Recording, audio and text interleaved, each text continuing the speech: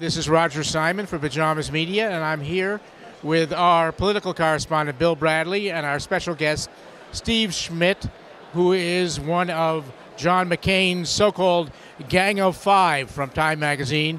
The McCain campaign has now outstripped the Chinese, who formerly had the Gang of Four. Welcome, Steve. Great to be with you. How are you? First thing we'd like to ask you about is, now Bill and I were talking earlier, we saw a Gallup poll that came out showing Hillary supporters going to McCain if she fails, and I believe of Obama supporters going to McCain if he fails. How are you guys feeling about that? We feel good about it, and they'll be welcomed into the campaign. As we move forward during the campaign into the spring and summer, he's going to have a message where certainly Republicans, and we feel we have a united Republican Party, but a message for Democratic voters and for independent voters saying, come on in.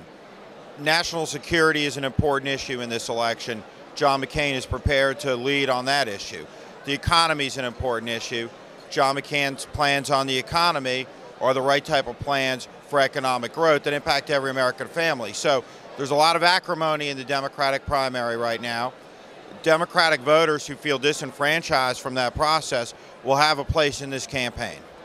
Since you're an insider in this campaign and one of the, the think tank for the campaign, how would you compare how the McCain campaign is evolving from the inside compared to other campaigns you've worked on? Every campaign is different.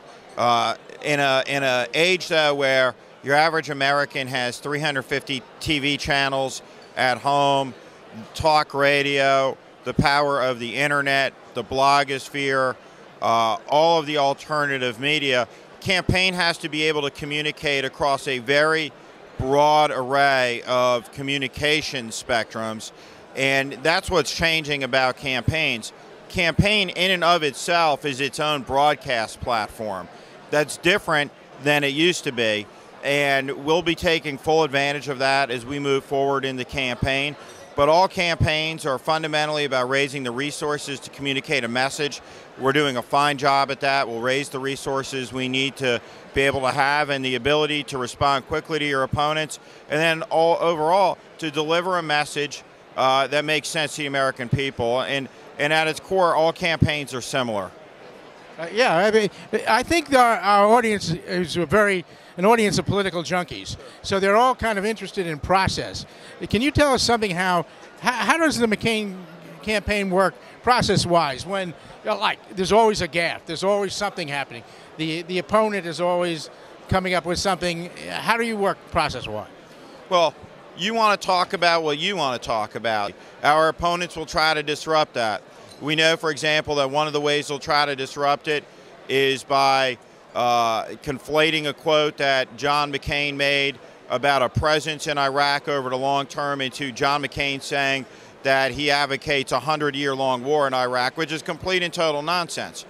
When your opponent, though, attacks you with nonsense, it usually doesn't work because at the end of the day, the American voter gets it. Voters are smart. There's two ways to run campaigns. One is on the predicate notion that voters are smart. The McCain campaign believes that, and that's the campaign we're going to run.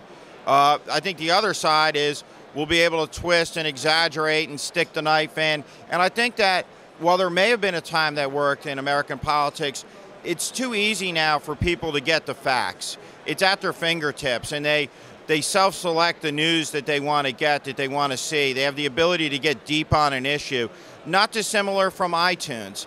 It used to be that you'd turn the radio on in the car hoping to see your favorite song, appear on the dial.